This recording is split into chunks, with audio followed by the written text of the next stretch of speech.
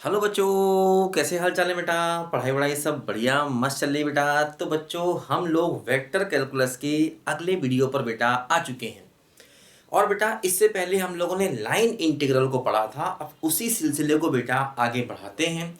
और आज हम लोग एक बहुत ही इंपॉर्टेंट कॉन्सेप्ट, जिसको हम ग्रीन्स थ्योरम कहते हैं, उसको पढ़ने जा रहे हैं। देखो बच्चों, आज का ये वीडियो पढ़ने से पहले पुराने सारे के सारे वीडियो आप अच्छे से पढ़ लीजिए। उन पुराने वीडियोस का लिंक बेटा नीचे मैंने दे दिया है। पूरी की पूरी कंप्लीट प्लेलिस्ट का बेटा मैंने लिंक दे दिया है, उनको पढ़ लीजिए। डिस्क्रिप्शन में लिंक है। जब तक पुराने वीडियोस आप नहीं पढ़ेंगे, तब तक आगे की कहानी क्लियर नहीं होगी। तो अच्छा होगा स्टार्टिंग से पढ़िए, बहुत मजा आने वाला है। शुरू से अगर आप पढ़ेंगे सब कुछ समझ में आएगा। देखो बच्चों, आज हम लोग ग्रीन्स थ्योरम पढ़ते हैं। देखो बच्चों, किसी भी कॉन्सेप्ट को पढ़ने के लिए उसकी ज़रूरत क्यों पड़ी, क्यों हम उसको पढ़ रहे हैं, क्या उसका यूज़ है, ये जानना, ये समझना कुछ बेस बहुत ज़रूरी होता है। देखो बच्चों, आज हम लोग यहाँ पर पढ़ने जा रहे हैं बेटा ग्रीन्स थ्योरम को। देखो, ग्रीन्स थ्योरम को पढ़ने से पहले मैं तुमको थोड़ा सा बच्चों वापस लाइन इंटीग्रल में ले जाना चाहता हूँ। देखो बच्चों, लाइन इंटीग्रल वैसे तो हमने पढ़ लिया है। देखो बच्चों, मैंने बताया था जो हमारा लाइन इंटीग्रल होता है उसकी स्टैंडर्ड फॉर्म ये होती है एफ डॉट डी आर। ऐसे करके लाइन इंटीग्रल की स्टैंडर्ड फॉर्म होती है, जो कि वेक्टर की फॉर्म में होता है। जैसे एफ फंक्शन क्या होता है, एफ फंक्शन ऐसे होता है ना, एफ वन आई कैप प्लस एफ टू जे कैप प्लस एफ थ्री के कैप। बोलो, याद है। और डी आर क्या होता है, ये होता है I D X plus J D Y plus K cap D Z. जब हम इन दोनों का डॉट प्रोडक्ट लेते हैं तो हमारा क्वेश्चन देखो ये इस फॉर्म में चेंज हो जाता है। ये हो जाता है F one D X plus हो जाता है F two D Y plus हो जाता है एफ थ्री डी जेड। ऐसे करके हमारा ये क्वेश्चन चेंज हो जाता था। देखो, ये सी एक कर्व दिया होता था जिसके अलॉन्ग हम इंटीग्रेट किया करते थे। तो उस कर्व से क्या होता था, एक्स और वाई में कुछ हमको रिलेशन मिल जाते थे। एक्स वाई जेड में हमको कुछ यहाँ से रिलेशन मिल जाते थे। उन रिलेशन का यूज करके हम इस क्वेश्चन को किसी सेम वेरिएबल में चेंज कर देते थे। जैसे कि देखो, मान लो x in terms of y दिया है, क्योंकि कर्व का मतलब ही यही है ना कि x y z में दो रिलेशन हमें कम से कम दिए जाते थे। या कई बार हम क्या करते थे, सब कुछ पैरामीट्रिक में ले आते थे। जैसे आपको याद होगा, अगर हमें सर्कल दिया होता था तो हम क्या करते थे, x equal to R cos theta मान लेते थे, y equal to R sine theta मान लेते थे। सब कुछ हम थीटा में ले आते थे। मतलब इन सबको हम किसी एक वेरिएबल में ले आते थे, है ना। जैसे कि यहाँ से हम चाहें तो एक्स जेड की वैल्यू पुट कर दें, सब कुछ वाई में आ जाएगा। ये मैं बता चुका हूँ आपको, पुराने वीडियोस पढ़ेंगे तो ये सब बातें आपको अच्छे से क्लियर होंगी। मैं थोड़ा सा आपको हिंट दे रहा हूँ, आखिर ये ग्रीन्स थ्योरम क्यों आई और इसकी क्या जरूरत पड़ गई, या ये थ्योरम करती क्या है। देखो ध्यान दो। तो इससे क्या होता था, मतलब क्वेश्चन जो इस फॉर्म में होता था सिंगल वेरिएबल में चेंज हो जाता था, उसको हम इंटीग्रेट कर देते थे। अच्छा, इन्हीं में से कई सवाल ऐसे होते थे जिनमें ये सिंबल बना होता था। ये सिंबल का मतलब पूरे क्लोज्ड कर्व पे आपको इंटीग्रेट करना है। जैसे लाइन इंटीग्रल तो सिंपल इंटीग्रल है। लाइन इंटीग्रल में जरूरी नहीं था कि हम पूरे क्लोज्ड कर्व पे इंटीग्रेट करें। जैसे कि मान लो ये हमारा कर्व है, पूरा ये हमारा कर्व है, क्लोज्ड कर्व है। तो लाइन इंटीग्रल में हो सकता है हम यहां से लेकर के यहां तक भी इंटीग्रेट कर दें, हम पी क्यू के लॉन्ग भी इंटीग्रेट कर सकते थे, है ना। या हम पूरे कर्व में भी इंटीग्रेट कर सकते थे। तो लाइन इंटीग्रल में हम पूरे कर्व में भी कई क्वेश्चन में इंटीग्रेट किया करते थे। हालांकि लाइन इंटीग्रल में जरूरी नहीं है कि क्वेश्चन पूरे कर्व के इंटीग्रेशन वाला हो। जब ये सिंबल होता था तो हम कहते थे हम अपने कर्व, पूरे कर्व के लॉन्ग इस फंक्शन को इंटीग्रेट करते हैं। ठीक, देखो। अच्छा, अब देखो यहां पर समझो ध्यान से, अगर क्वेश्चन इस टाइप का है जहां पर हम पूरे कर्व को इंटीग्रेट कर रहे हैं, है ना, और उसमें z का टर्म नहीं है, केवल x y के ही टर्म है ना। जैसे कि लाइन इंटीग्रल में तो x y z तीनों चलता था। अब मान लीजिए कुछ ऐसा हो जाए, z की वैल्यू 0 हो जाए, या कुछ ऐसा हो जाए z खत्म हो जाए, या हम x y प्लेन में ही चलें, z की बात ही ना करें, है ना। तो अगर हम z की बात ना करें तो ये क्वेश्चन हमारा इस टाइप का हो जाएगा। और ये सिंबल बता रहा है कि हमें क्लोज्ड कर्व के लॉन्ग इंटीग्रेट करना है। तो अगर क्वेश्चन इस फॉर्म का है, अगर क्वेश्चन इस फॉर्म का है, मतलब देखो इसमें दो बातें इंपॉर्टेंट है। z नहीं है, है ना, मतलब जो हमारा लाइन इंटीग्रल होता था उसको हम एक्स वाई में चेंज कर देते थे। अब ग्रीन्स थ्योरम यहीं से स्टार्ट होती है, कहती है कि अगर क्वेश्चन इस फॉर्म का है, अगर क्वेश्चन इस फॉर्म का है, इस फॉर्म का मतलब क्या है कि हम पूरे क्लोज्ड कर्व के अलोंग इंटीग्रेट कर रहे हैं। पहली बात तो ये ध्यान रखना है ना, लाइन इंटीग्रल में जरूरी नहीं था कि क्लोज्ड कर्व के अलोंग इंटीग्रेट करें, है ना। लेकिन अब जो हम पढ़ने जा रहे हैं ग्रीन्स थ्योरम, ग्रीन्स थ्योरम के लिए जरूरी ये है कि हम पूरे क्लोज्ड कर्व के अलोंग इंटीग्रेट करें और z का टर्म ना हो। तो ऐसे केसेस में हम अपने क्वेश्चन को ग्रीन्स थ्योरम से कर सकते हैं। मतलब अगर क्वेश्चन इस फॉर्म का है तो हम अपने क्वेश्चन को ग्रीन्स थ्योरम से कर सकते हैं। ग्रीन्स थ्योरम से फायदा क्या होता है, बहुत से क्वेश्चन जो इस सिंपल इंटीग्रेशन से मुश्किल हो जाते थे वो ग्रीन्स थ्योरम से आसानी से निकल जाएंगे, है ना। वैसे तो मतलब ग्रीन्स थ्योरम को अप्लाई करें हम जरूरी नहीं है, लेकिन अगर ग्रीन्स थ्योरम को अप्लाई करेंगे तो हमारे क्वेश्चन जो हैं थोड़े इजी हो जाएंगे, है ना। तो इसलिए ग्रीन्स थ्योरम क्या है, लाइन इंटीग्रल के इस टाइप के क्वेश्चंस को इजी बनाने का काम करती है ना। अब देखो ग्रीन्स थ्योरम क्या है इसको जरा हम समझें, लेकिन ध्यान रखना दो बातें, क्लोज्ड कर्व के लॉन्ग इंटीग्रेशन होना चाहिए और z का टर्म नहीं होना चाहिए। देखो ग्रीन्स थ्योरम क्या कहती है, इसको जरा बच्चों हम लोग यहाँ पर अब समझें, ठीक है ना। चलिए आगे बढ़ते हैं।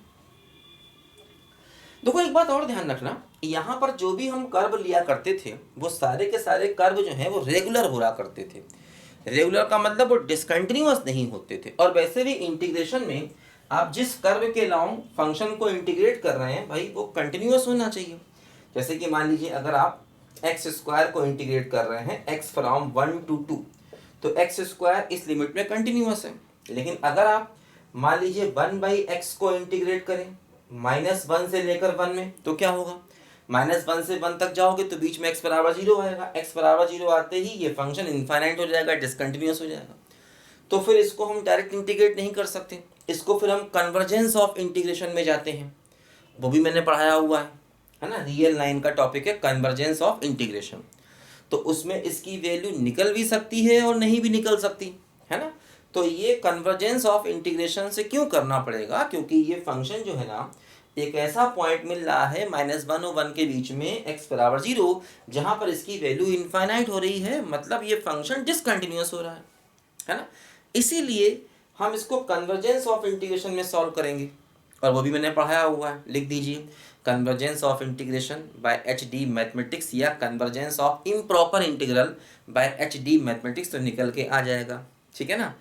तो बताया मैंने आपको, तो मतलब इंटीग्रेशन में ये बात अंडरस्टूड है कि जिस फंक्शन को आप इंटीग्रेट कर रहे हैं वो फंक्शन इस लिमिट में कंटिन्यूअस होना चाहिए और हाँ डिफरेंशिएबल भी होना चाहिए भाई। जैसे कि मान लीजिए अगर आप इंटीग्रल -1 से 1 तक मॉड x को इंटीग्रेट करें तो डायरेक्ट नहीं कर सकते, क्योंकि मॉड x बराबर 0 पर, मॉड x जो है ना ये x बराबर 0 पर क्या होता है, नॉन डिफरेंशिएबल होता है। तो फिर आप क्या करते हैं, इसको ब्रेक कर देते हैं 2 पॉइंट्स में, है ना। ये बात ध्यान दीजिए। तो इसीलिए यहाँ पर ये तो इंटीग्रेशन में हर जगह अंडरस्टूड बात है कि भाई जिस भी फंक्शन को, चाहे हम लाइन इंटीग्रल करें या आगे ग्रीन इंटीग्रल करें या जो भी हम इंटीग्रल करें, वो फंक्शन कंटिन्यूअस तो होना ही चाहिए ही चाहिए, ये बात ध्यान दो, ठीक है। लिखो जरा बच्चों ध्यान से पहले इसको, गाड़ी बुला रही है, सीटी बजा रही है, चलना ही जिंदगी है, चलती ही जा रही है, गाड़ी बुला रही है। देखो बच्चों क्या क्वेश्चन कहता है, क्वेश्चन कहता है if C be a regular closed curve, regular closed curve, है ना। क्लोज्ड कर्व मतलब पूरा का पूरा क्लोज्ड हो, रेगुलर का मतलब वही यहाँ पर, रेगुलर से मतलब होता है कि फंक्शन कंटिन्यूअस और डिफरेंशिएबल होना चाहिए, है ना। ये बात ध्यान दो, ठीक है ना। रेगुलर क्लोज्ड कर्व, ठीक है। रेगुलर वर्ड कई बार यूज करते हैं हम लोग 2 डायमेंशन या 3 डायमेंशन में, ठीक है। अच्छा, इन एक्स वाई प्लेन, मतलब ये जो कर्व है ये एक्स वाई प्लेन का ही कर्व होना चाहिए, है ना। एक्स वाई प्लेन में होना चाहिए, इसमें z का कोई मतलब कोऑर्डिनेट नहीं होना चाहिए। है ना, अगर ऐसा है and S B any region, S B any region bounded by C, मतलब जैसे रीजन का मतलब एरिया, इसका मतलब क्या हुआ एरिया। जैसे कि मान लो ये आपने क्लोज्ड कर्व लिया, ये आपने क्लोज कर्व लिया, तो ये कर्व हो गया, कर्व मतलब बाउंड्री, और एस मतलब इस बाउंड्री से जो घिरा हुआ एरिया है ये हमारा क्या हो गया, एस हो गया, है ना भाई। कर्व क्लोज्ड है तो उसके अंदर एक एरिया बनेगा, ठीक है ना। तो एस क्या है, एस है उस क्लोज्ड कर्व के अंदर का एरिया, उस क्लोज कर्व के बाउंडेड एरिया, ठीक है ना। अच्छा, तो क्या कहते हैं ऐसे केस में, अगर हम देखो यहां पर इस सिंबल का मतलब हुआ कि क्लोज्ड कर्व पे इंटीग्रेट करना है। अगर क्वेश्चन इस टाइप का है M D X plus N D Y, मतलब देखो m कोई फंक्शन है और n कोई फंक्शन है। m जो है ना, जैसे वही f1 f2 जो है वो यहाँ पर m और n होगा, क्योंकि जनरली किताबें m और n लिखती हैं, तो मैंने भी यहाँ पर m और n लिख दिया। f1 f2 भी लिख सकते हैं, कोई टेंशन नहीं पालनी है, ठीक है। तो m जो है ये x y का कोई फंक्शन हो सकता है और n भी x y का कोई फंक्शन हो सकता है। तो अगर हमें क्लोज्ड कर्व के नाम M D X plus N D Y की वैल्यू को निकालनी है, तो कहते हैं आप डबल इंटीग्रल करिए अलोंग सरफेस एस, आप डबल इंटीग्रल करिए अलोंग सरफेस एस, और ये वैल्यू होगी del N by del X minus del M by del Y के बराबर, और ये होगा actually double integration D X D Y, ठीक है। तो ये हो गया along surface S double integration of del N by del X minus del M by del Y, del M by del Y, ये क्या है, एम है। मतलब ये जो इंटीग्रेशन है इसको हम ऐसे लिख सकते हैं। देखो इससे फायदा क्या होता है, जैसे जब आप x के रेस्पेक्ट में n का पार्शियल डिफरेंशिएशन करेंगे तो टर्म काफी रिड्यूस हो जाते हैं, कम हो जाते हैं, बहुत से तो जीरो ही हो जाते हैं।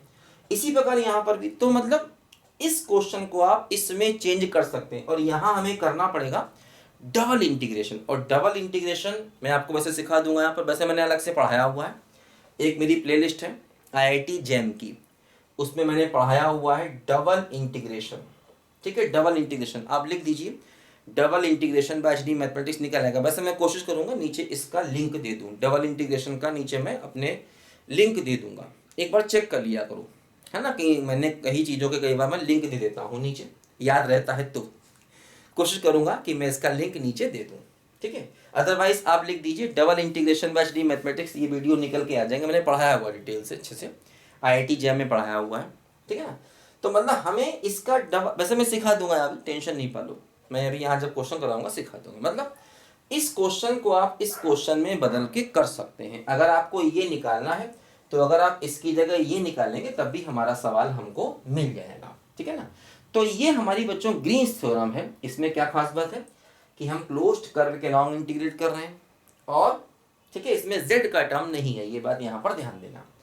तो हम इस थ्योरम को बच्चों यहाँ पर लगा सकते हैं।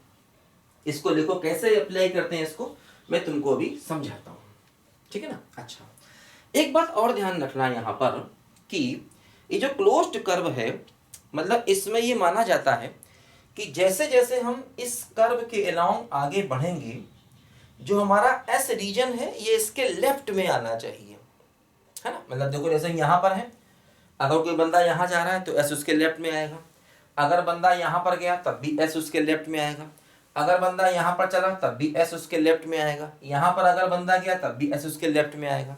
मतलब ये जो रीजन एस है ये क्लोज्ड कर्व पर अगर उसकी बाउंड्री पर चलें तो उसके लेफ्ट में आना चाहिए, या ऐसा भी कह सकते हैं कि हम एंटी क्लॉकवाइज डायरेक्शन में चल रहे हैं, ऐसा भी हम कह सकते हैं कि हम एंटी क्लॉकवाइज डायरेक्शन में चलेंगे, तो ऐसा यहाँ पर होगा, ठीक है ना। ये बात ध्यान रखना कि रीजन जो है वो कर्व पे चलने पर, मतलब एस जो रीजन यहाँ पर लिया जाता है वो ऐसा रीजन है कि अगर हम कर्व के अलावा मूव करें तो रीजन हमेशा कर्व के लेफ्ट में आना चाहिए, है ना। मतलब वही है कि एंटी क्लॉकवाइज साइड में रीजन ये होना चाहिए। इसको लिखो जरा बच्चों ध्यान से पहले यहाँ पर, फिर मैं आपको ठीक है बताता हूँ बातें। और हाँ ध्यान रखना m और n कंटिन्यूअस होना चाहिए। m और n मतलब ऐसा ना हो कि इस कर्व के किसी भी पॉइंट पर ये फंक्शन इनफाइनाइट बने, वो तो अंडरस्टूड ही है भाई, जिस फंक्शन को इंटीग्रेट कर रहे हो वो कभी भी बीच में किसी भी पॉइंट पर इनफाइनाइट नहीं बनना चाहिए। मतलब बीच में या उसके कर्व के ऊपर, मतलब जो m और n है ये इस कर्व के अंदर और ऊपर कंटिन्यूअस होने चाहिए, है ना। ये बात ध्यान रखना, जो m और n है ये इस कर्व के ऊपर और अंदर, है ना, कंटिन्यूअस होना चाहिए। लिख देते हैं यहाँ पर m and n are continuous and differentiable, ठीक है, inside and on the curve, ठीक है। m and n are continuous short में लिखा है, एंड डिफरेंशिएबल शॉर्ट में लिखा है ना। Inside and on the curve मतलब कर्व के अंदर और कर्व के ऊपर, है ना। ये जो है हमारा m और n जो है फंक्शन कंटिन्यूअस और डिफरेंशिएबल होना चाहिए, ठीक है ना। देखो जैसे कि हम लोग इसका एक क्वेश्चन यहाँ पर करें कि भाई ग्रीन्स थ्योरम देखो हम कैसे अप्लाई करेंगे, ठीक है ना। तो मतलब ग्रीन्स थ्योरम क्या है, क्लोज्ड सरफेस के अलाउंग किसी भी फंक्शन को इंटीग्रेट करने का एक तरीका है, और ये लाइन इंटीग्रल को डबल इंटीग्रेशन में बदल देता है। लेकिन ध्यान रखना थ्योरम तभी लगेगी जब हम क्लोज्ड कर्व के अलाउंग इंटीग्रेट कर रहे होंगे, ठीक है ना। लिखो जरा ध्यान से, एक रास्ता है जिंदगी जो थम गए तो कुछ नहीं, ये कदम किसी मुकाम पे जो जम गए तो कुछ नहीं, एक रास्ता है जिंदगी जो थम गए तो कुछ नहीं।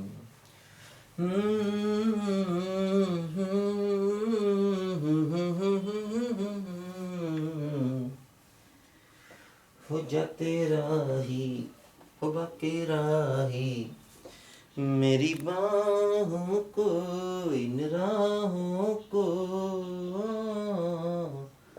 तू छोड़ के ना जा तू वापस आ जा, जाते हुए राही के साए में सिमटना क्या, एक पल के मुसाफिर के दामन में लिपटना क्या, जाते हुए रस्मों से आते हुए रस्मों से भरी रहेगी राह गुजर जो थम गए तो कुछ नहीं, एक रास्ता है जिंदगी जो थम गए तो कुछ नहीं।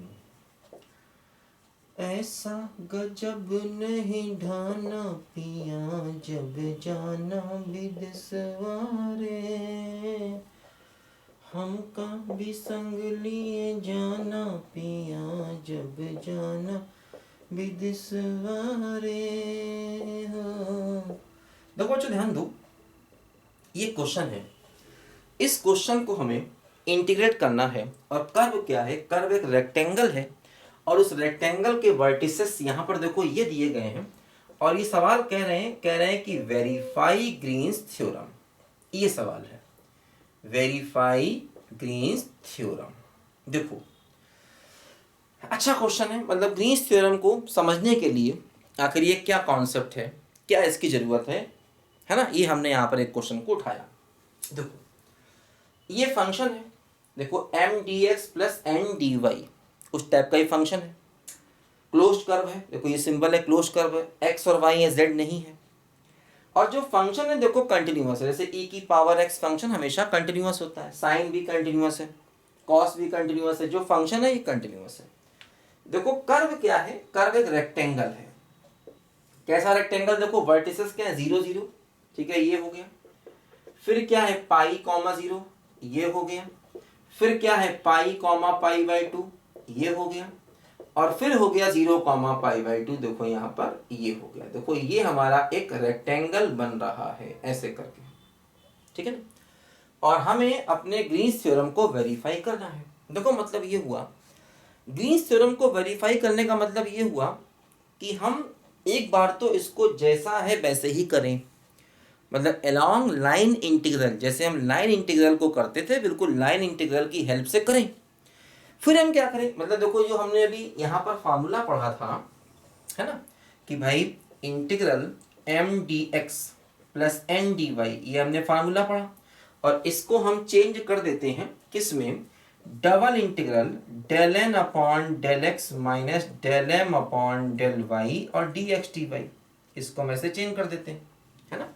तो एक बार देखो हमें क्या करना है, एक बार हमें इसको जैसा है वैसे ही इंटीग्रेट करना है, और एक बार हमें इसको राइट साइड में चेंज करके इंटीग्रेट करना है, और दोनों साइड बराबर आ जानी चाहिए, तभी हम कहेंगे कि भाई ग्रीन्स थ्योरम वेरीफाई हो गई। देखो तो सबसे पहले हम इसको जैसा ये है वैसा इंटीग्रेट करें, मतलब देखो जैसे कि हम इसमें जैसा क्वेश्चन है इसको हम वैसे ही रखें। देखो कैसे रखें, अलोंग क्लोज्ड कर्व करना है, जैसे कि मान लो ये पॉइंट ए है, ये बी है, ये सी है, ये डी है, तो हमें क्लोज्ड के अलोंग इंटीग्रेट करना है। तो हम क्या करें, देखो जैसे ये हमारा इंटीग्रेशन है, इसकी वैल्यू हमें चाहिए, जो भी इंटीग्रल है यहाँ पर लिखा उसकी वैल्यू चाहिए।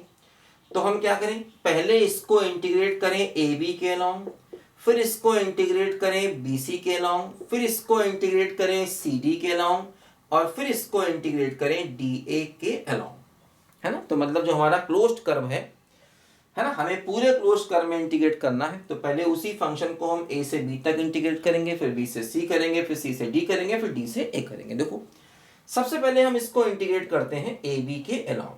तो ए बी के अलोंग इंटीग्रेट करें, देखो ए बी का मतलब क्या, ए बी एक लाइन है, ये लाइन क्या है, एक्स एक्सिस, इसका इक्वेशन क्या होता है, y बराबर 0 होता है, y बराबर 0, तो डी वाई की वैल्यू क्या होगा 0। देखो यहाँ पर इसकी वैल्यू रखी जाए तो क्या हमारा क्वेश्चन है, हमारा क्वेश्चन देखो ये है, ठीक है। तो हम पहले क्या कर रहे हैं, इसको अलोंग ए बी इंटीग्रेट कर रहे हैं। तो हम पहले क्या कर रहे हैं, अपने इस फंक्शन को, फंक्शन क्या है, e की power minus X sine Y D X और प्लस e की power minus X cos Y D Y. तो पहले अपने फंक्शन को हम ए बी के अलोंग इंटीग्रेट कर रहे हैं। तो जब ए बी के अलोंग इंटीग्रेट कर रहे हैं तो y की वैल्यू 0 हो गई और डी वाई भी 0 हो गया, मतलब ये सब कुछ 0 हो गया, है ना, क्योंकि जब आप y 0 रखोगे तो साइन वाई 0 हो जाएगा, और जब आप डी वाई 0 रखोगे तो यहाँ भी सब कुछ 0 हो जाएगा। तो मतलब ए बी के अलोंग इस फंक्शन का इंटीग्रेशन क्या आ गया, 0 आ गया ए बी के अलोंग, ठीक है ना। अच्छा अब हम इसी को करेंगे बी सी के अलोंग इंटीग्रेट। देखो जब हम बी सी के अलोंग इंटीग्रेट करेंगे तो बी सी क्या है, वाई एक्सिस के पैरेलल लाइन, वाई एक्सिस का इक्वेशन क्या होता है, एक्स बराबर 0, और ये पाई की डिस्टेंस पर है, तो इस लाइन का इक्वेशन क्या हो जाएगा, एक्स बराबर पाई। अब देखो एक्स बराबर पाई तो डी एक्स क्या हो जाएगा 0। देखो अब हम यहाँ पर इसी वाले क्वेश्चन में डी एक्स को भी 0 कर दें और एक्स को पाई रखें, तो देखो क्वेश्चन ये क्या बनेगा, तो देखो ये बनेगा इंटीग्रल, है ना, देखो डी एक्स की वैल्यू कर देंगे 0 इसी में, क्योंकि हमें इसी फंक्शन को बी सी के अलोंग इंटीग्रेट करना है। तो डी एक्स की वैल्यू हो गई 0, तो 0 हो गया, और x की वैल्यू हो गई पाई, तो e की पावर माइनस पाई और कॉस वाई डी वाई, ये बचेगा केवल। अब हम इसमें y की लिमिट रखें, y की लिमिट क्या होगा, 0 से पाई बाई 2 हो गई, बोलो भाई, है ना। तो देखो क्या हुआ, e की पावर माइनस पाई बाहर आ गया, कॉस वाई का इंटीग्रेशन क्या हो गया बच्चों, साइन वाई हो गया, और ये हो गया 0 से पाई बाई 2। तो एक बार रखोगे वैल्यू यहाँ पर y की जगह पाई बाई 2, साइन पाई बाई 2 1, तो फाइनली ये e की पावर माइनस पाई, इसकी वैल्यू आ गई अलोंग बी सी के, है ना, ठीक है। अच्छा अब देखो हम इसी फंक्शन को इंटीग्रेट करें अलोंग सी डी, अलग अलग करना है, पहले सेम फंक्शन को ए बी के अलोंग, फिर बी सी के अलोंग, फिर सी डी के अलोंग, फिर डी ए के अलोंग करना, फिर सबको ऐड करना है, ठीक है ना। अच्छा अब हम अलोंग देखो सी डी इसको इंटीग्रेट करेंगे, along C D, C D क्या है, देखो सी डी एक्स एक्सिस के पैरेलल लाइन है, भाई एक्स एक्सिस है, एक्स एक्सिस का इक्वेशन क्या होता है, y बराबर 0, तो उसके पैरेलल लाइन है, और डिस्टेंस कितनी है बोलो, पाई बाई 2, ये डिस्टेंस कितनी है बोलो, पाई बाई 2, तो इसका इक्वेशन क्या हो जाएगा, y बराबर पाई बाई 2, लाइन का इक्वेशन, तो क्या हो जाएगा, y equal to pi by 2 हो जाएगा, ठीक है। तो डी वाई की वैल्यू क्या हो जाएगी, 0 हो जाएगी, भाई कांस्टेंट है, कांस्टेंट का डिफरेंशिएशन क्या होता है, 0, ठीक है। समझना बात को ध्यान से, भाई ये एक्स एक्सिस है, एक्स एक्सिस का इक्वेशन y बराबर 0 होता है, तो उसके पैरेलल लाइन है पाई बाई 2 की डिस्टेंस पर, तो उसका इक्वेशन हो जाएगा y बराबर पाई बाई 2। जैसे y एक्सिस है उसका इक्वेशन होता है x बराबर 0, और उसके पैरेलल लाइन है पाई की डिस्टेंस पर, तो उस लाइन का इक्वेशन हो जाएगा x बराबर पाई। लाइन का बेसिक इक्वेशन आपको मालूम होगा, x एक्सिस के पैरेलल और y एक्सिस के पैरेलल। नहीं आता है तो स्ट्रेट लाइन क्लास 11 का मेरा टॉपिक है, वहाँ जाके और डिटेल से पढ़िए, सब कुछ मेरे पास है जितना आप सीख पाएँ, ठीक है, तो मस्त होकर सीखते रहिए, परेशान नहीं होना, ठीक है ना। देखो बच्चों, अच्छा तो देखो y की वैल्यू पाई बाई 2, देखो dy रखोगे 0 तो ये 0 हो जाएगा पूरा, क्योंकि dy हो जाएगा 0 तो ये 0 हो जाएगा पूरा।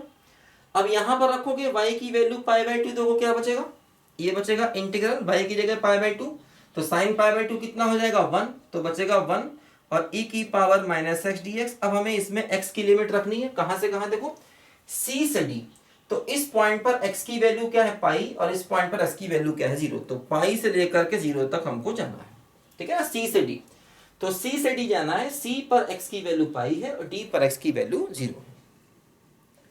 e की पावर माइनस एक्स का इंटीग्रेशन क्या होगा, e की power minus x upon minus 1 होगा, पाई से लेकर 0 होगा, तो क्या होगा माइनस एक्स की जगह 0, तो e की पावर 0 की वैल्यू 1, फिर e की पावर माइनस पाई, तो देखो ये क्या बन गया, e की पावर माइनस पाई माइनस 1। देखो ये हमारा सी डी के लॉन्ग इसका इंटीग्रेशन आ गया। अच्छा अब आते हैं बच्चों डी ए के अलॉन्ग। डी ए के अलॉन्ग देखो इसको इंटीग्रेट करते हैं, कहाँ करें, जगह नहीं है तो कहाँ करें, चलो यहाँ करते हैं। देखो डी ए के अलॉन्ग इसको हम इंटीग्रेट करते हैं। अब देखो डी ए क्या है, वाई एक्सिस, इसका इक्वेशन क्या होता है x बराबर 0, तो डी एक्स की वैल्यू भी 0 हो जाएगी, तो x की वैल्यू 0 इसमें रखोगे तो डी एक्स 0, तो ये पूरा 0 हो जाएगा, है ना, डी एक्स 0 तो पूरा 0 रहेगा। अब x की वैल्यू रखनी है 0, तो क्या बचेगा, देखो ये बचेगा यहाँ पर e की पावर 0 तो 1 हो जाएगा, क्या बचेगा cos y बचेगा, cos y dy। अब देखो हमें डी का लॉन्ग करना है तो d से a तक आना है, y की लिमिट रखनी है क्योंकि रिस्पेक्ट टू y कर रहे हैं, यहाँ पर रिस्पेक्ट टू x कर रहा है तो इसलिए x की लिमिट रखी थी, यहाँ पर रिस्पेक्ट टू y कर रहे हैं तो y की लिमिट रखेंगे। इस पॉइंट पर y की वैल्यू क्या है पाई बाई 2, क्योंकि हमें d से a तक आना है, तो d पर y की वैल्यू है पाई बाई 2 और a पर y की वैल्यू है 0, तो cos y का इंटीग्रेशन क्या हो जाएगा sin y और पाई बाई 2 से 0, तो y की जगह 0 तो -1, तो वैल्यू बचेगी -1। अब हमें क्या करना है, इन सभी को आपस में ऐड करना है, जितने भी देखो ये इंटीग्रेशन हमारे आए हैं इन सभी को हम आपस में ऐड करें। ए बी के लॉन्ग 0 प्लस दिस, है ना, प्लस दिस, तो देखो हमारा देखो जो इस क्वेश्चन का हमारा लेफ्ट हैंड साइड बना, मतलब ये जो वैल्यू है एज इट इज, ये क्या हो गया, ये वैल्यू आई है 0 प्लस ये वैल्यू आई है e की पावर माइनस पाई और प्लस ये वैल्यू आई है e की पावर माइनस पाई माइनस 1 और ये वैल्यू आई है देखो -1, तो क्या हुआ, देखो ये भी डबल तो 2 कॉमन, e की पावर माइनस पाई माइनस 1, ये हमारे क्वेश्चन का देखो लेफ्ट साइड का आंसर आया, है ना। ये हमारे क्वेश्चन का मतलब एज इट इज इसको हमने इंटीग्रेट किया तो ये हमारे क्वेश्चन का आंसर आया। अब देखो अब क्या करना, अब इसी को राइट साइड की हेल्प से करना है, ये बात देखो इंपॉर्टेंट है, लिखो जरा ध्यान से बच्चों इसको। मेरे नैना सावन भादो फिर भी मेरा मन प्यासा, फिर भी मेरा मन प्यासा, बरसों बीत गए हमको मिले बिछड़े,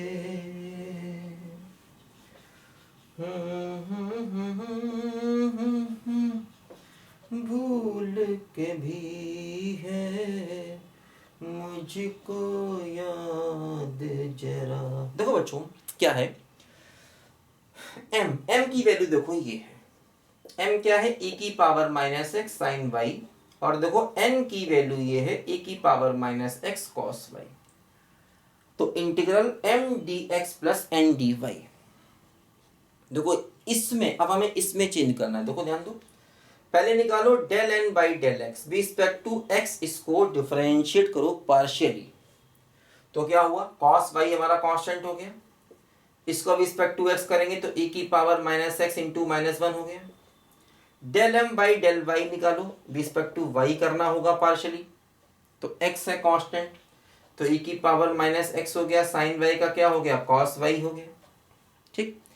अब देखो राइट साइड में वैल्यू पुट करो तो क्या हुआ, देखो double integral del n by del X, देखो ये हो गया ये क्या हो गया माइनस का कॉस वाई ई की पावर माइनस एक्स, और माइनस दिस देखो ये हो गया यहाँ पर ई की power minus X cos Y, और डबल इंटीग्रेशन है तो डी एक्स डी वाई। देखो ध्यान दो, अब देखो अलोंग एस, ये क्या होता है अलोंग एस, एस के अलोंग डबल इंटीग्रेशन करना है। देखो ये बस ये बात इंपॉर्टेंट समझो। देखो एस का मतलब ये रीजन जो क्लोज्ड कर्व से घिरा हुआ रीजन, यही एस होता है भाई। इस क्लोज्ड कर्व के अलोंग इंटीग्रेट करना था, इसके अंदर का रीजन एस है। तो देखो इस एस रीजन में हम क्या करते हैं, स्टेप लेते हैं ऐसे करके, ठीक है। अब ये देखते हैं ये स्टेप, देखो अगर हम इसको यहां से यहां ले जाएं तो पूरा रीजन कवर हो जाएगा। स्टेप हॉरिजॉन्टल भी ले सकते हैं, वर्टिकल भी ले सकते हैं, दोनों तरीके से स्टेप को ले सकते हैं। स्टेप छोड़िए, आप ये देखिए पूरा रीजन कैसे कवर होगा। तो x की वैल्यू कहां से कहां जाएगी, यहां से यहां 0 से पाई, ये मान लो x की वैल्यू है, ये x की वैल्यू है 0 से पाई। और y की वैल्यू कहां से कहां जाएगी, यहां से यहां, तो यहां पर y 0 है, यहां पर पाई बाई 2 है, तो 0 से पाई बाई 2। आप स्टेप को देखिए, अगर आप ये स्टेप देखेंगे तो स्टेप में अगर आप इस स्टेप को यहां से यहां ले गए तो x की वैल्यू क्या यहां पर होगी 0, और यहां पर क्या होगी पाई। फिर अगर आप यहां से यहां गए तो y की वैल्यू यहां होगी 0, फिर क्या होगी पाई बाई 2। देखो ध्यान दो, जैसे कि जब हम डबल इंटीग्रेशन करते हैं तो कौन सी लिमिट x की है कौन सी y की, ये बताना चाहिए। ऐसा कोई रूल नहीं है जो पहले लिखा है वो x है, जो बाद में लिखा वो y है, ऐसा कोई रूल नहीं है।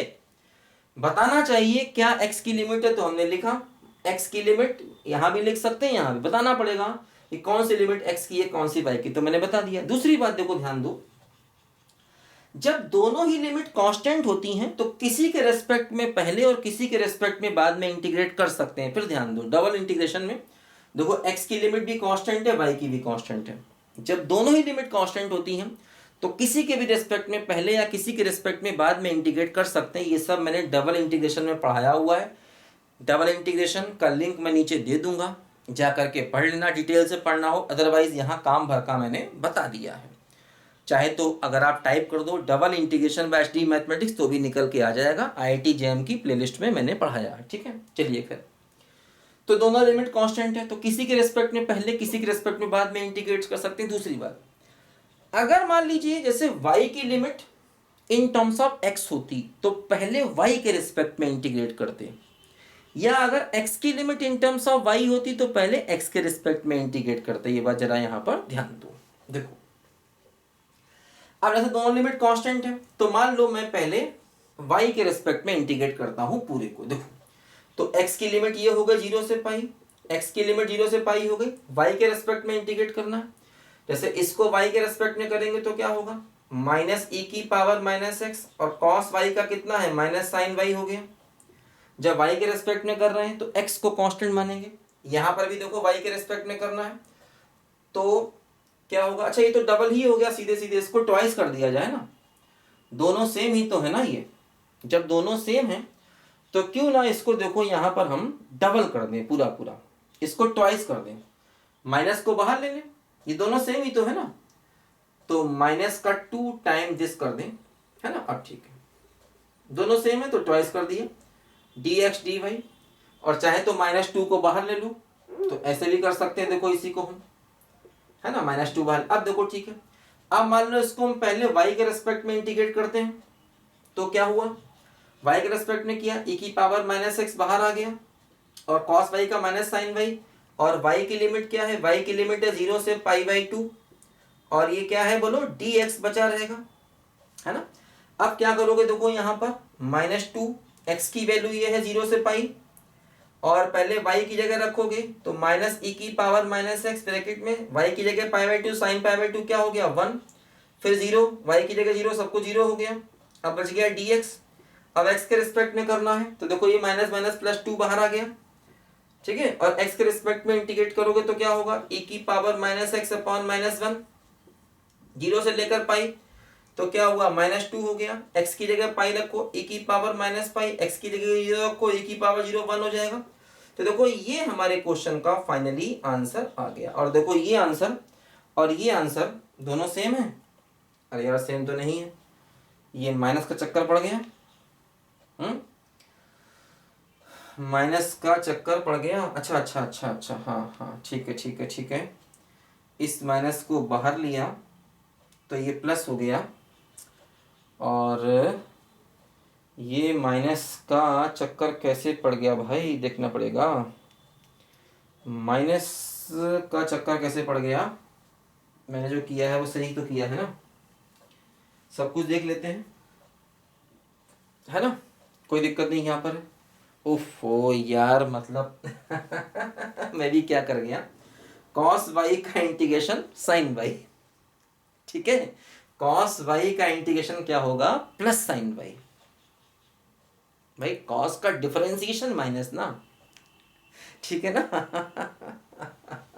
तो कॉस का इंटीग्रेशन प्लस का साइन वाई। तुमने ही बताया नहीं यार, मतलब ऐसा ना किया करो यार, छोटी मोटी मिस्टेक अब तुम कभी नहीं करना ये, ठीक है ना। चलो खैर, तो कॉस वाई का इंटीग्रेशन साइन वाई हो गया, तो ये, हाँ ये माइनस नहीं आएगा, तो यहाँ पर ये माइनस रहेगा, और ये अब माइनस माइनस प्लस हो जाएगा। हाँ ठीक, अब देखो ये जो आंसर है ना, ये आंसर वही आ गया जो यहाँ पर मैंने देखो निकाला था। तो मतलब दोनों साइड देखो बच्चों यहाँ से बराबर आ गई, समझ गए ना।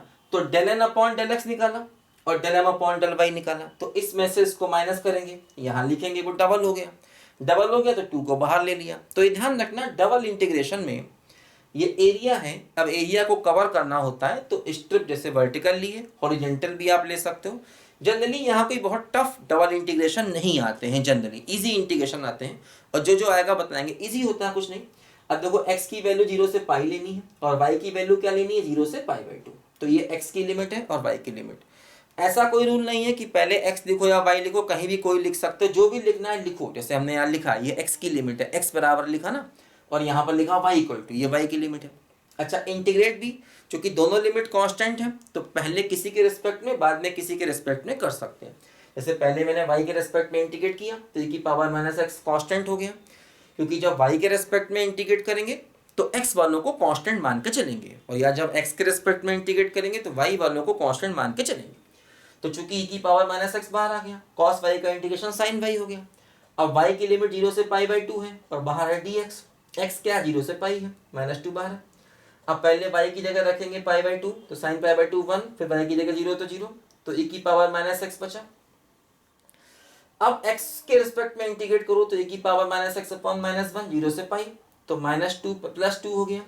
x की जगह पाई तो e की पावर माइनस पाई, और x की जगह पर 0। तो देखो बच्चों, ये हमारे क्वेश्चन का यहाँ पर फाइनल आंसर आ गया। इस बात को जरा बच्चों यहाँ पर ध्यान से समझो, ये हमारे क्वेश्चन का फाइनल आंसर आ गया। ठीक है भाई, लिखो जरा बच्चों ध्यान से।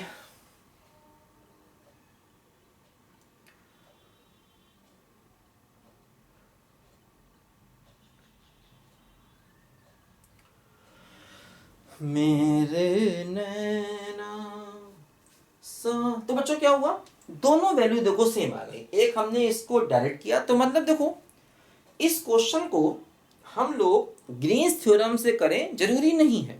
जैसे जैसा ये क्वेश्चन था वैसे भी कर सकते थे, स्टेप बाय स्टेप। पहले ए से बी करना था, फिर बी से सी करना था।